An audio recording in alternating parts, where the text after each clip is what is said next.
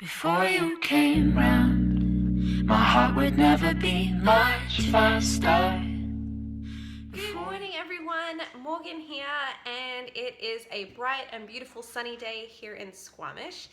I have been awake for about an hour now. I've just been reading on my phone and relaxing and just taking a slow morning because I felt like my body needed it. I had a bit of a headache last night, which I haven't had one of those like adrenal fatigue type headaches in a little while.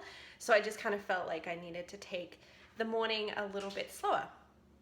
But I'm up now, I'm awake, I'm in the kitchen, and I'm about to have my morning smoothie. So because I've had to change my diet quite a bit to take out the inflammation in my body, and to also get rid of the candida that I've got, I basically haven't been able to have any kind of sugars, and that's included fruit sugar.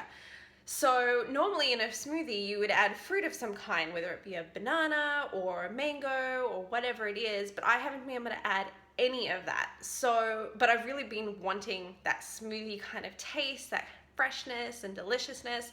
So I've actually created my own smoothie which doesn't contain any fruits or any sugars, but still gives me that really refreshing smoothie taste that I absolutely love. And I was craving big time for the first week that I had to change my diet until I created what I've created. And it's taken me a few goes to perfect it, but I think I've found something absolutely perfect, and I'm going to show you exactly how I do it. So let's look. So in my smoothie, I put in some spinach, a handful of spinach, probably a little bit more than a handful, like a handful and a half. I add some coconut water. I add half an avocado, sometimes a quarter of an avocado, because sometimes I find avocado can be really quite overbearing of a taste, so it can be a little bit too much. But also for anybody who does make regular fruit smoothies, if you don't like bananas or you can't have bananas, add half an avocado or a quarter of an avocado, because it'll actually give you the same creaminess as what bananas do without it being a banana.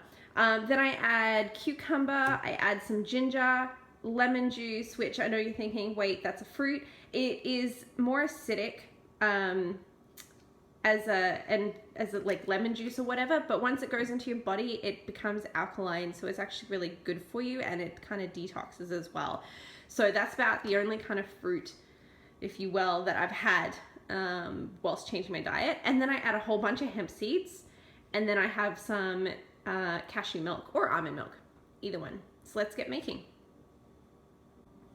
Okay, so we've put in about a handful and a half of green spinach leaves, and next we're going to put in some cucumber.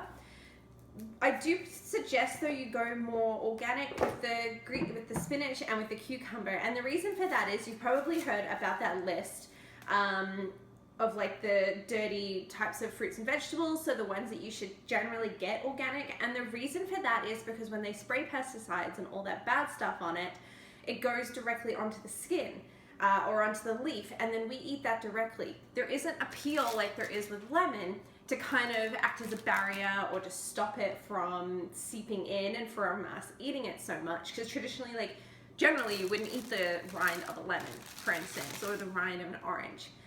But you would with cucumber. You're eating the leaf directly when it comes to spinach or other leafy greens, so it's just to protect you a bit more so that you're not consuming that directly.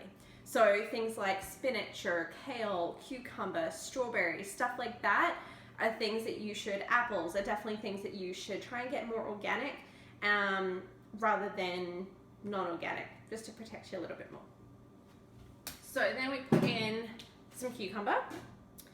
And then I'll put in some lemon juice. Put in quite a lot because I quite like the zingy taste of lemon juice. And then I put in quite a few hemp seeds. I am definitely one of those recipe people who wings it. I don't really measure. I've started to do that for this channel because I know some people want like exact recipes. I just kind of like put in and taste and see how it goes. I use my taste buds as my measuring stick. So then avocado is next. And as I said, I use about quarter of an avo to half an avo. And as I also said before, if you're not a big banana fan or you can't have bananas, some people can't, due to allergies or whatnot, just pop in half an avocado. It gives that same creaminess as it does with a banana. But yeah, only put in about like a quarter or a half, otherwise you've just got this intense avo taste. I'm just going to chop this ginger up a little bit smaller so I don't have this big hunk of ginger. If you're not a ginger fan, I should mention this. If you're not a ginger fan, don't add it. When I first started making this smoothie, I wasn't adding ginger. The only reason I added ginger, honestly, it was as of yesterday, was because I forgot that I even had it. And then I remembered and I'm like, oh, yikes, I should probably add some before it goes bad and start to use it up. So that's the only reason why I'm doing it. But I also quite like the taste of ginger, so I don't mind it too much. And then you want to go, depending on if you want it more watery versus creamy, if you want it more watery, add more coconut water. If you want it creamier, add more milk. So I also, as I think I said earlier, I can't have any sugars right now, or I have to limit it severely. So you've got to really be careful when it comes to coconut water, because a lot of the time, a lot of brands will actually add sugar to it, which sucks. So you have to find a brand that basically keeps it pretty fresh and pretty natural. And I found that Thirsty Buddha was probably the best one on the market that I could see, because the ingredient is just all natural coconut water. That's it. So that was exactly what I needed, and that's all I added, was that one. So then I put in a little bit more milk than I do coconut water, because I prefer mine creamier. And then I'm putting in probably about 4 ice cubes. I didn't wanna breathe out, and my soul beats a sound loud enough to quiet the thunder. In love with no doubt. All right, all done. Would you look at that? Just love that green look to it. So fresh. Woo-hoo.